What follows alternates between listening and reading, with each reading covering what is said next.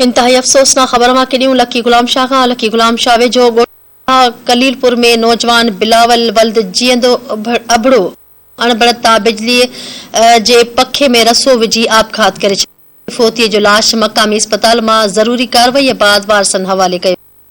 अफ़सोसनाक ख़बर मां केॾियूं पिया शाह वेझो ॻोठ शाह कलीपुर में नौजवान बिलावल जीअंद अबड़ो घरू अणबड़त तां बिजली वारे पखे में रसो विझी आपघात करे छॾियो आहे।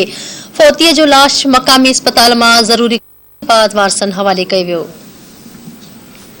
अफ़सोसनाक खे ॾेई रहिया आहियूं। लकी गुलाम शाह वेझो ॻोठ शाह कलीपुर में नौजवान बिलावल वल्द जीअंद अबड़ो घरू अणबड़त तां बिजलीअ वारे पखे में रसो विझी आपघात करे छॾियो आहे। फोतीअ जो लाश अस्पताल मां ज़रूरी कार्रवाई बाद वारसनि हवाले कयो वियो।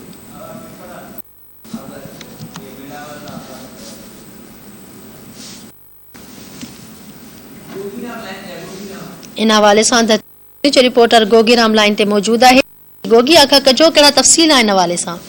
जी बिल्कुल लखी गुलाम ॻोठ शाकलीपुर में 22 वरनि जे नौजवान बिलावल वलद जीअंद अबड़ो घरू अणबड़त तां पखे में जी पान खे फाव ॾेई करे खुदकशी करे इतला ते घर बातिन पहुची करे पखे मां लाश लाहे हेठि लाथो वियो। जंहिंखां पोइ इतला ते शरीफ खरोस पुलिस पहुची करे लाश खणाए सिविल अस्पताल आंदो वियो, जितां ज़रूरी कार्रवाई बाद लाश वारसनि हवाले कयो।